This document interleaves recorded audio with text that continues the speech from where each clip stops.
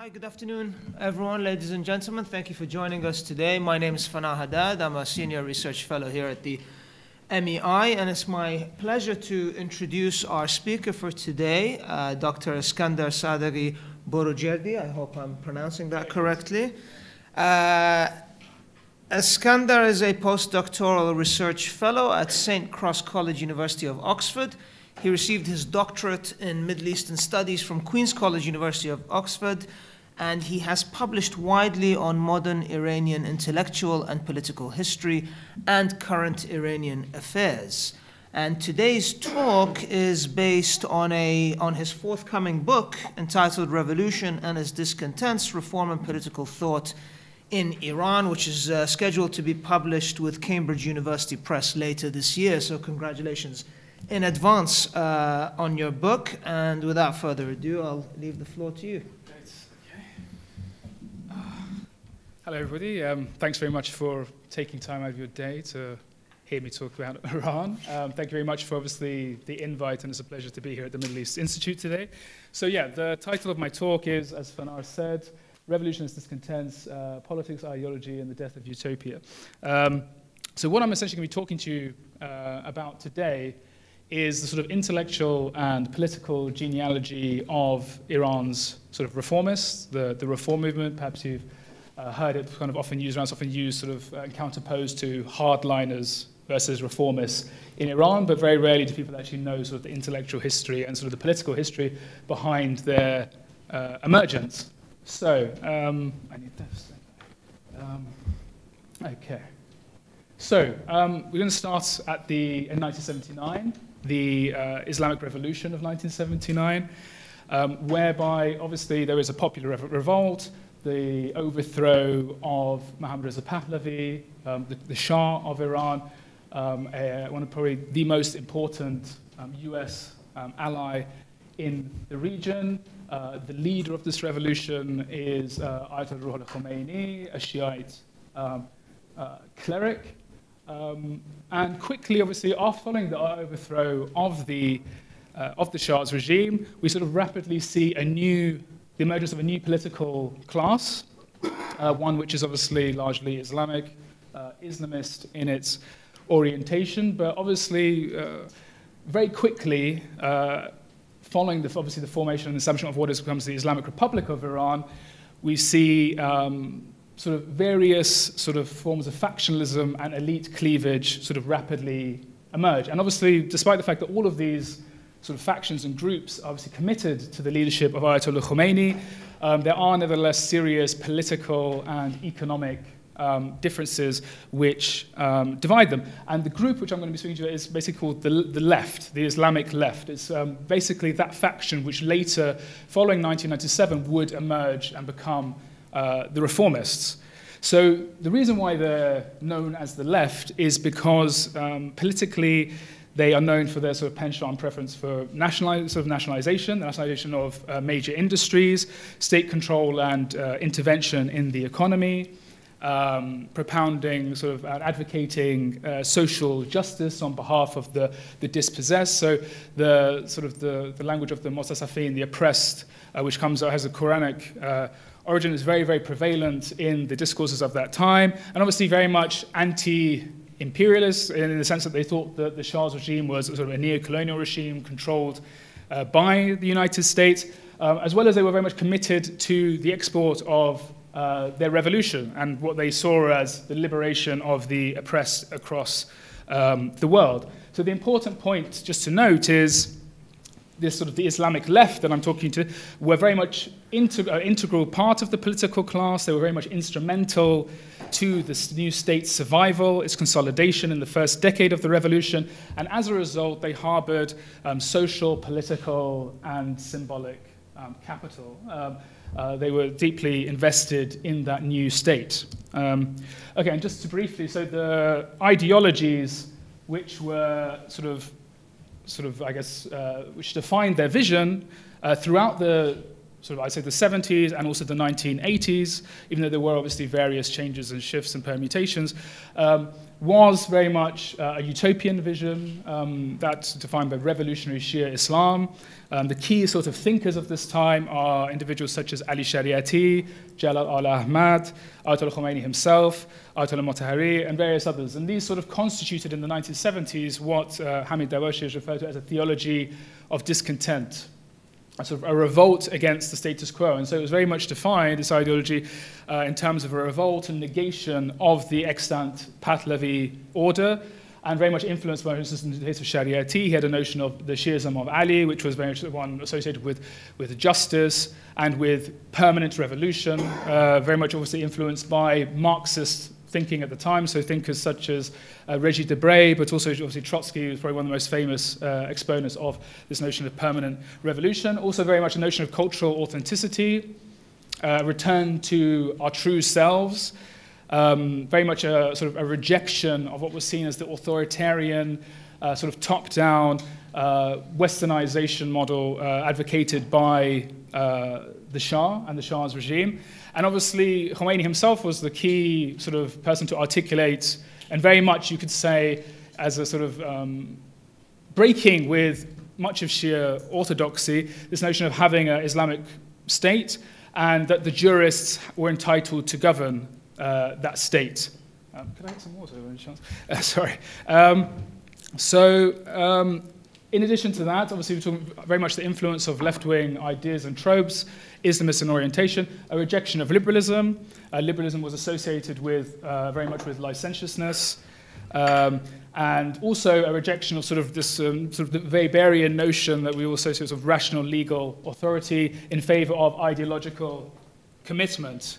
And obviously the key intellectual influences in this are very much, you could say, a pantheon of post-colonial, anti-colonial thinkers. So they're like individuals such as Frantz Fanon, Jean-Paul Sartre, Albert Memmi, Aimé Césaire, and André Gurdjieff is probably one of the most important theoreticians of dependency theory and the underdevelopment of Latin America. Okay. So obviously after the revolution, there is an 8-year conflict with Iraq, headed by Saddam Hussein. It's one of the most, as I'm sure you know, brutal, devastating kind of interstate conflicts of the 20th century. There is no victor in that conflict. It further deepens Iran's sort of international isolation. Obviously, Henry Kissinger famously had this famous expression where he said, it's a shame that both sides cannot lose. And obviously, there were huge numbers of casualties in the hundreds of thousands. And obviously, Iran is very much living with the results of that even to today, as is, I'm sure, Iraq. Martyrs who have suffered sort of chemical warfare, etc. But the point is that this sort of conflict doesn't reach a real resolution. There is no victor, and it culminates in a ceasefire in 1988, where basically Iran finally accepts a UN Security Council resolution 598, which Khomeini does, and then likens it to drinking a poison chalice. It's a very, like I said, it's a very bitter taste in the mouth. And obviously, as soon as the conflict's finished, more or less, Khomeini dies in 1989. And this, in turn, leaves sort of this faction, which I've been talking about, the Islamic left, very much without its key patron. The Islamic left definitely saw itself as being far closer to Khomeini, far more in its sort of radical, revolutionary, you could say populist orientation. So many of these individuals, sort of rather than seeing this sort of utopian dawn, which they thought they would be, in a sense, forging following 1979, are left with what you could call a dystopian pill instead. Okay, so following the war, we see the ascent, and you could say, in a sense, the takeover of the major sort of power centers of the Islamic Republic by what later be referred to as both the new right and the traditional right, factional rivals of sort of that left-wing faction that I've been talking about. The two key figures in this are the late Akbar Hashemi Rafsanjani, who recently passed away, and the current supreme leader of Iran, Sayyid Ali Khamenei. And obviously, in this process, following Khomeini's death, Ayatollah Khamenei becomes the supreme leader, the guardian jurist, the Vali Faqih, and Rafsanjani takes basically over the presidency. Previously, in the previous constitutional regime, there had been a prime minister's office and there had been a presidency. The prime minister's office is scratched. And basically, we see an augmented, empowered, much stronger presidency, often sort of modeled along sort of the French model, often it's sort of is alluded to. In order for this to happen, we need a series of constitutional amendments. So the qualification of being a grand ayatollah is scratched for somebody to accede to the role of the supreme leader. This is obviously, Khamenei was a relatively low-level cleric at this time. Even there's a debate whether he was even a faqih, even a jurist, or considered a jurist. Nevertheless, this transition does happen. He's elected through what is called the Assembly of Experts to that position. And similarly, there's a sort of redefinition of the notion of the mandate of the guardian jurist, where it becomes sort of an absolute mandate insofar as this empowers the guardian jurist to define and even, you could say, abrogate the primary ordinances of the Sharia in the interest of the Islamic State and its preservation. Okay, so under the Rafsanjani presidency as well, we see the beginning of what is the era of Reconstruction. Obviously, Iran is sort of very much, as I said, has war-torn, has cities many which were bombed, many which were devastated, border towns which are utterly destroyed. It's isolated from the global economy, suffering sanctions, unable to sell its oil as it in accordance with its needs. And in accordance with this, sort of Rafsanjani and Khamenei attempt to gradually begin a process of rapprochement, one with sort of regional powers, and also do attempt with Europe, albeit not very successfully.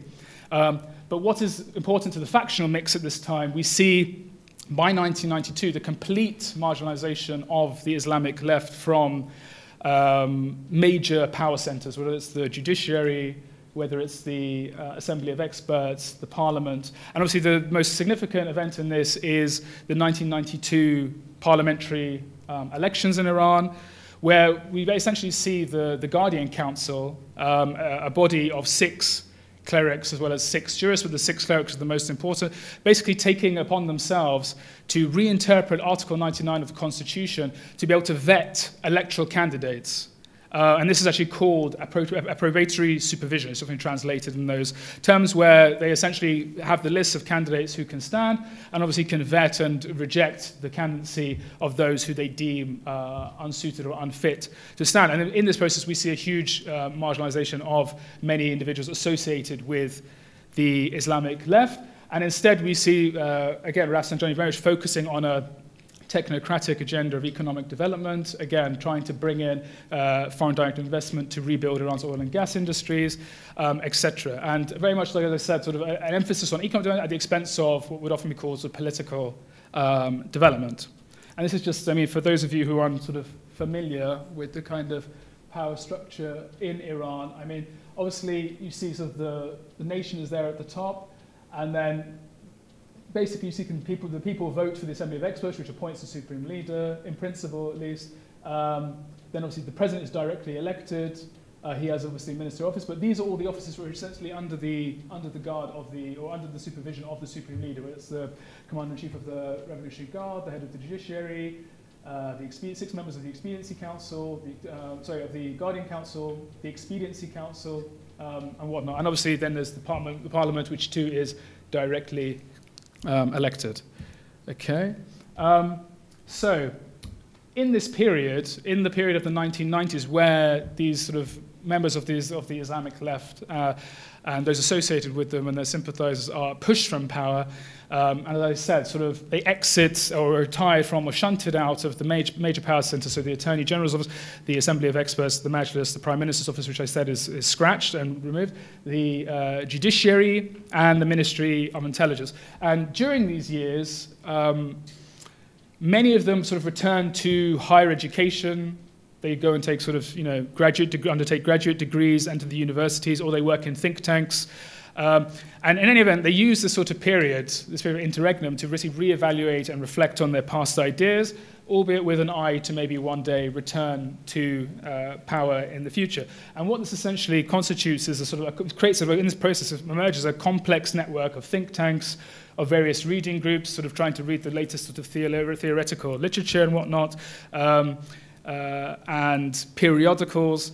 And this basically is where this sort of new reformist gestalt, basically this way of understanding how social change ought to be brought about and what kind of social change and its quality, the quality of social change that ought to be brought about, basically comes into being. So where we see this debate on, the tempo and temporality and the telos, the ultimate ends of political change, what should those be? And there's a fundamental recalibration, rethinking of this in the 1990s. And again, this is very much takes place through these series of newspapers, journals, think tanks, and this is tantamount with what we can call sort of the material structures of reformist ideology and the modality of the way of dissemination, how it is spread, how it reaches a different audience, what kind of readership and what kind of readership it intends to engage with.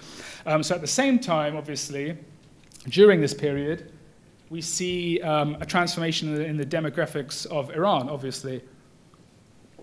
And we see the emergence of what we could call a post-revolutionary public sphere.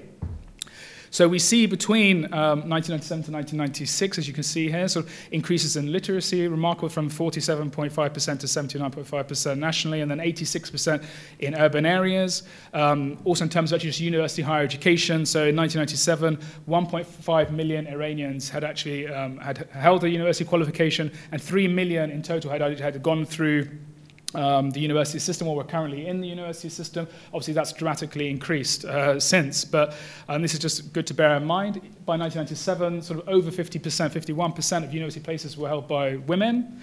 And also linked to this, very much in accordance with Rafsanjani's agenda, we see the sort of the marketization and diffusion of private university education in Iran, sort of beyond the control of the state sector, because previously you would have had to have taken sort of a national exam, extremely competitive, and very few people would get places, and obviously that would limit higher education to many unless they wanted to go abroad and study. So what we see is sort of this spread of higher education throughout provinces and small towns. So obviously many families actually which might have had reservations about sending their child sort of far away into a faraway city could now find a local branch. And this obviously changes the nature of various reading publics, those people that can actually engage with these ideas and with these publications which sort of the Islamic left and associated intellectuals in the intelligentsia are putting out. This is just important just to bear in mind. Okay, so in terms of actually, sugar, sorry, I forgot. So this is the figures on in terms of the readership. I can send people the slides if they're interested. So here, now I just want to talk a bit about the actual ideas and the people who were advocating them.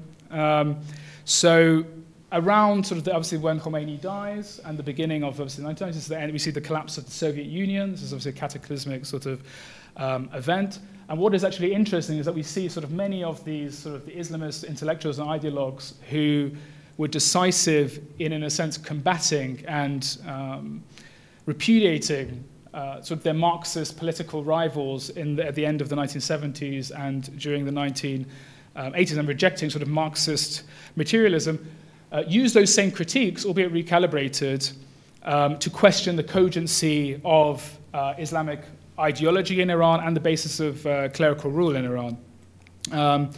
So with the demise of the Soviet Union, what we actually see is that many of these sort of intellectuals are trying to read their own history and the history of their own state vis-a-vis the collapse of the Soviet Union, sort of saying, how can we prevent the same happening here? What kind of shared afflictions do we have in Iran that were also seen before the end of the Soviet Union, etc.? And often when this reformist trend in Iran is understood, it's often understood through the lens of sort of a Protestant Reformation. And obviously this is because it has a quite strong anti-clerical vein. But I actually think that obviously there is to some extent maybe some validity in that take. But I think it's also important, actually, if you want to actually understand the content of the ideas that are being advocated, to really try and grapple with the fact that we're seeing this broader sort of end of this sort of bipolar world, the beginning of a unipolar world, very much these theses about the end of history, Fukuyama, etc., about the end of history. The only alternative is obviously liberal sort of capitalism, consumerism, etc. And many of these intellectuals are very much reading their own history through this narrative. So they gradually begin to advocate a much more sort of minimalist sort of political vision, one which sort of stresses individualism, individual rights, ethics over politics, and human rights. These are sort of the theses which they're advocating. And here we see sort of very much direct influence. This is Karl Popper, if anyone doesn't know. And this is one of the most important sort of publications at this time called Qian. So what we see is sort of very much the impact of Cold War liberalism on sort of the Iranian sort of discourses of reform at this time. And by that I mean sort of a form of liberalism which saw itself as quite muscular, was fervently anti-communist, and was largely deployed in the Cold War against, obviously, the Soviet Union, and obviously to undercut and undermine the ideological and political bases of that political order. And obviously some of the key thinkers which are drawn upon are individuals such as Karl Popper, who's the author of sort of The Open Society and Its Enemies, who famously sort of in books such as The Poverty of Historicism and other books sort of argued that all sort of utopian projects are destined to failure, all forms of revolutionary social transformation unleash sort of terrible violence, necessarily so, and this is why we need to embrace sort of piecemeal social engineering gradualist measures. Similarly, sort of very much influenced by the thought of Isaiah Berlin, Friedrich Hayek, very much sort of rejecting the notion of the big state, a welfare state, and saying, you know, we need to very much have a vision of negative liberty. We just need to basically guarantee basic freedoms, because any other sort of more positive vision will culminate in sort of totalitarianism.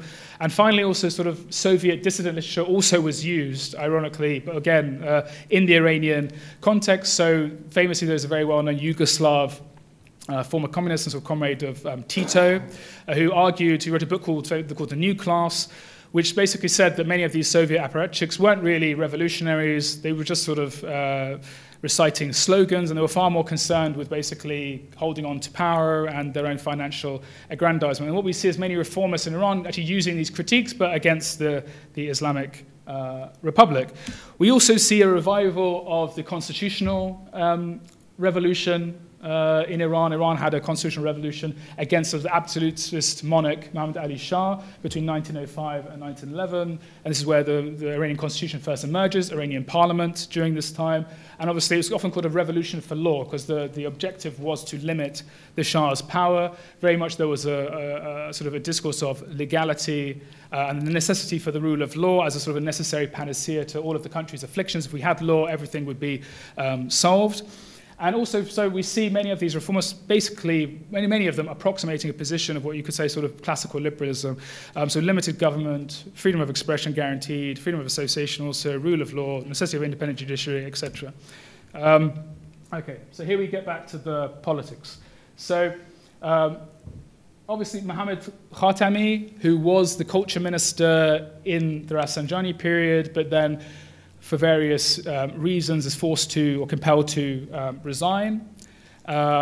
He doesn't come in with actually a huge sort of sweeping agenda of reform, but his sort of rhetoric at this time is very much concerned with upholding the constitution, strengthening civil society, and guaranteeing citizens' rights. And he won like a huge landslide to the surprise of everybody, including himself. It was such a surprise that his own brother, who was himself a very kind of active and engaged political figure, went to Australia for a conference just the day after the election. He was so sure that his brother wouldn't actually win the election. And during that time, we see this gradual debate of whether sort of Khatami is going to be sort of Iran's Gorbachev. We can discuss later maybe why that's a fundamentally sort of flawed analogy, because obviously he wouldn't be able to undertake such a thing as like a perestroika, a fundamental restructuring of Iranian's sort of state and the economy, but he was trying to do sort of a glasnost light in the sense of trying to open up civil society, so you could have various sort of newspapers publishing investigative journalism, holding the government to account, and we see like a massive flourishing of the sum of various critical newspapers, and it's probably, you could say, it's one of the peaks of the Iranian press, certainly in the post-revolutionary period, the peak, I would say. Similarly, we see sort of after he's elected, he introduces the notion of a dialogue of civilizations, sort of trying to reach out to the United States to some extent, rhetorically, as it were, as well as other sort of global great powers. And obviously, this is a counter, sort of a counter to Samuel Huntington's famous sort of clash of civilizations thesis. And then in 2000, basically, so 3 years after he's elected, we see the sort of, this is sort of, again, the peak, the apogee of the reformist sort of project, as it were. They all enter this, so they overwhelmingly get elected in the 2000 Majlis elections in Iran. But there is the beginnings of a backlash even a year before that. And these obviously come from deep, you could say, unresolved still sort of structural challenges to any sort of reform agenda inside Iran. So, and these basically, you could say, date back to sort of the very nature of sort of the Iranian state formation from the beginning of the revolution and its institutionalization throughout the course of the Iran-Iraq war, where we have this sort of dilemma of what we could call state parallelism. Basically, we have state institutions which are parallel often to the civilian government, which aren't democratically accountable, but can often throw a crank in the works, as it were, of the agenda of the civilian and elected governments. So we see this often a tension between the civilian administration and what we could call maybe the Iranian deep state, or those, again, which are these sort of bastions of unaccountable conservative of power. So these include the judiciary. So I mean the whole sort of agenda of having a rule of law sort of program, but then obviously the judiciary, which is inherently hostile to that, you can see some of the problems there.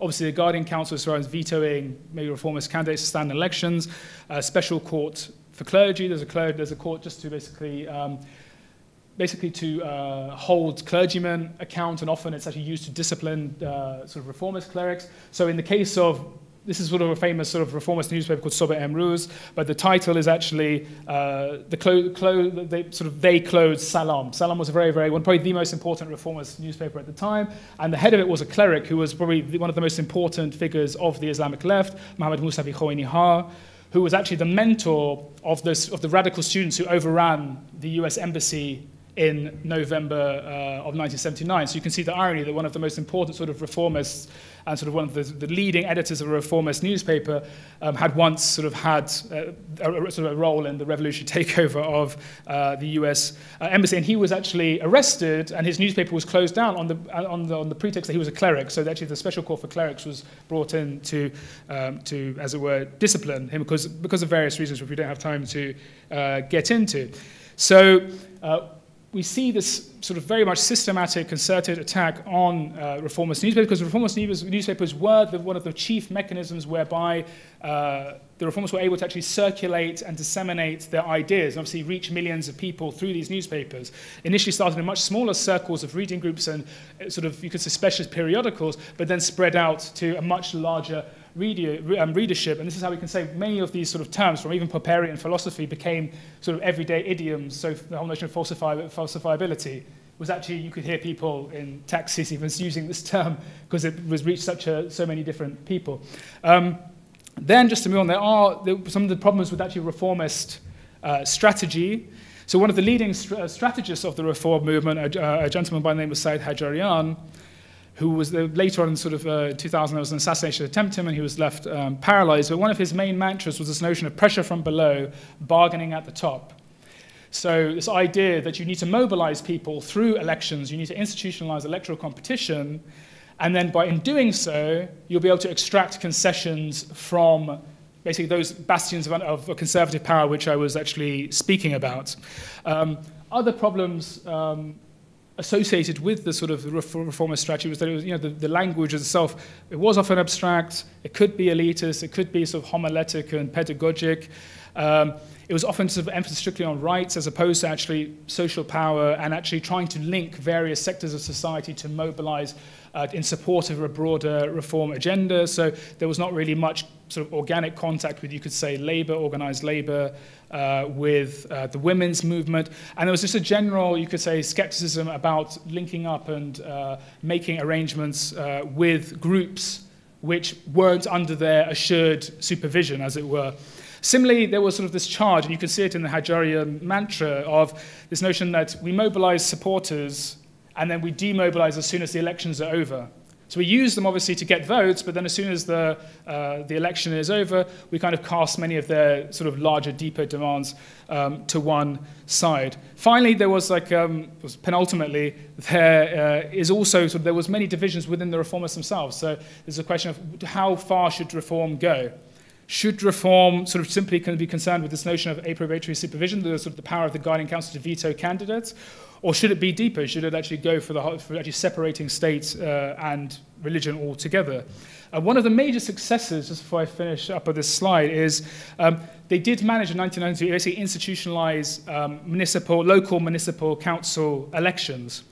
And so elections are throughout the whole of the country. And this resulted in, one, the guiding council couldn't veto all of the candidates standing here, so many reformers, huge swath of them, were elected, and 107,000 individuals across the country were elected and took sort of seats throughout various towns and villages and whatnot. Which is obviously which was transformative. This provision was in the Constitution from 1979, but it was never actually activated, and this is what the reformers did to actually activate it. Okay, so just to jump ahead, obviously the reformist period ends, as it were. You could say there was widespread apathy amongst many of the sort of Iranian middle class who had voted for Khatami. It was seen that he didn't really realize this broad agenda, which many had hoped he would. And there was, as a result, there was a reasonably low electoral turnout in 2005, and we see the election, obviously, Mahmoud Ahmadinejad, sort of, a veritable kind of a populist, saying he wants to champion the indigent, the poor, wants to sort of, create, and also you could say, trying to revive certain aspects of Khomeini's legacy, once again reaching out to the oppressed, but then he had a strong also millenarian overtones. And I'm not going to dwell on that period, but it is important to note that, like in 2009, when he's elected, there was obviously a lot of controversy over that election. There was sort of allegations of vote rigging and whatnot, and as a result, there's sort of there's this very significant unrest and protests, silent sort of peaceful protests in Tehran and a number of other large cities in 2009. This becomes known as the Green Movement. The leaders of that movement were, again, two stalwarts of the Islamic left, that sort of faction which I've been talking about, Mehdi Karoubi, who was a Speaker of Parliament previously, and Mir Hossein Mousavi, who was the Prime Minister throughout the period of the 80s and was, Khomeini's Prime Minister. So we see the repression of that movement relatively quickly. Then we see, obviously, the period of ongoing and the second term of Ahmadinejad's sort of tenure as president. And also on the other side, we see, Iran is undertaking its nuclear program, enriching uranium. This in turn sparks sort of probably one of the harshest and most systematic sort of sanctions regimes in modern history, spearheaded by the Obama administration. So the Central Bank of Iran has sanctioned Europe and whatnot, and other powers embargo Iranian oil, obviously one of the chief sources of revenue for the Iranian state. And we see ongoing sort of deterioration of Iran's economy during this period. Enter sort of Hassan Rouhani, who doesn't come from the Islamic left. He's not a reformist. He's more associated with what is often called sort of the New Right, those associated with Akbar Hashemi Rafsanjani, so very much this modernizing agenda, economic development, again, foreign investment, détente as well, certainly not, revolutionary slogans. You could say often it's compared to his sort of presidency, and his vision is very much seen as the thermidor of the Iranian revolution. And Hassan Rouhani definitely emerges from that sort of lineage, but he's also very much comes from within the defense/security part of the state, in the sense that he was on various defense commissions as a parliamentarian, and then for 16 years he was the head of the Supreme National Security Council, which obviously undertook also negotiations with the European powers over Iran's nuclear program. But then obviously he left. He wasn't during the Ahmadinejad period. It was Saad Jalil, who was a very sort of seen as a very kind of ultra-conservative figure. Okay. So in 2013, obviously in reaction to the economic crisis Iran was very much facing, and was just seen as a general impasse as well. And obviously you could say the Iranian middle class was seen as despairing as well in this time. He received 50. He wins in the first round, Hassan Rouhani, 50.71% of the vote. And in 2013, very much with this sort of mission of you have to try and obviously reach an accord over Iran's nuclear program. And famously, he said, in response to Ahmadinejad, one of his criticisms was that the nuclear program can run as long as the country is also running. So that was sort of one of the things that he emphasized. He said, I'm going to be a competent technocratic manager. I'm going to try and actually reach a deal with the European powers in the United States of Iran's nuclear accord, lift the sanctions, and try and actually restore Iran to normalcy and sort of jumpstart its economy. And then obviously the nuclear accord is reached in 2015, sort of this historic accord with the P5+1. Which is now, I'll get to, which seems sort of quite short-lived now with retrospect. But anyway, just to say, reformist support for Hassan Rouhani also during both of these regimes was absolutely essential insofar as they saw him as the least worst candidate or the better candidate for them insofar as he was seen as a moderate, and that he would actually give them space to contest other spaces in Iran. And obviously, yeah, he concluded the nuclear deal in 2015. This resulted in, obviously, the lifting of economic sanctions, the lifting of the oil embargo, in return for, you could say unprecedented and very important safeguards on Iran's nuclear program. Again, just to finish up, we get to just briefly sort of Iran in the age of Trump, and which is very kind of, I'm not a soothsayer, I'm actually a historian by trade. So I'm not I can't maybe forecast what will happen, but obviously what we do see is that since 2016, Donald Trump was very much opposed to the nuclear accord. He called everything the worst deal I've ever seen, the worst deal in history, vowing to tear it up and whatnot. And obviously that's what he did in May of this year. Because of the nature of the deal and because of various tussles between Congress and the Obama administration, it was actually, initially it was dependent on, various sanctions were dependent on sort of 90-day waivers, which Trump did do for a period. But then ultimately he's now unilaterally pulled the United States out of the nuclear accord, and now it's actually very unclear what its status will be. And currently, obviously, Europe, the EU, under the sort of leadership, in this case, of Federica Mogherini, is trying to see whether it can be salvaged. On the regional level, obviously, in addition to obviously the Trump administration, sort of very much taking up, you could say, a very, very hard line against the Islamic Republic. We see a sort of coalescence of forces with obviously the Saudi-led coalition, so primarily Saudi Arabia and UAE, as well as the Israeli state led by obviously Benjamin Netanyahu, who were obviously who welcomed the United States unilateral withdrawal of the P5+1, and very much an effort to systematically further isolate Iran, both regionally and internationally. The question is, what is the future of reform in this case? It's got to be quite gloomy news insofar as there hasn't been much in terms of Rouhani, because he's actually embattled himself by his own critics, who actually have power and who are very much entrenched in these sort of bastions of conservative power that I was talking about. He's not very able to actually at all give much to the reformists in terms of concessions.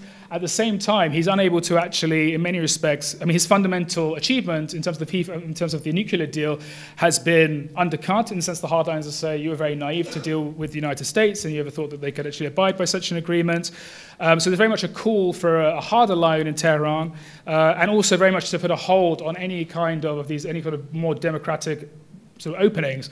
I would say that nevertheless the country is ticking along. There were obviously a whole raft of protests in January of this year throughout the provinces, and this is obviously seen as generally a reaction to an increase in income inequality between obviously Tehran, which has actually been on the upswing since Rouhani's been elected, and the provinces. And there is sort of, and also I would say there are a whole bunch of systemic problems in terms of the environment. So in the southwest, in terms of air pollution, in Tehran the same. Water resources. There are a whole series of problems which I would say the rhetoric of, for instance, civil society, the rule of law, can't actually address. And actually Rouhani similarly is very much struggling. And given that now the United States has reintroduced, or is in the process of reintroducing sanctions and trying to isolate, it's not going to have access to the technology that it needs, it's not going to have access to the resources or the capital.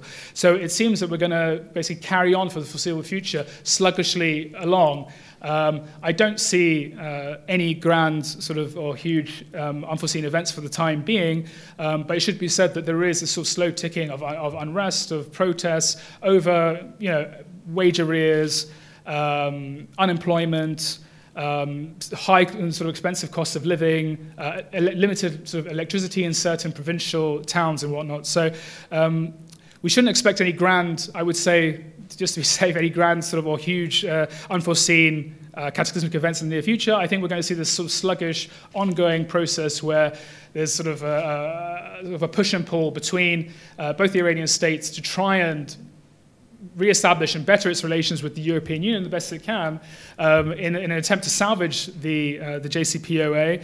But also, we're not going to see, as long as at least Donald Trump is in office, we're going to see ongoing attempts to isolate and possibly destabilize Iran as well. Thank you very much. Thank you.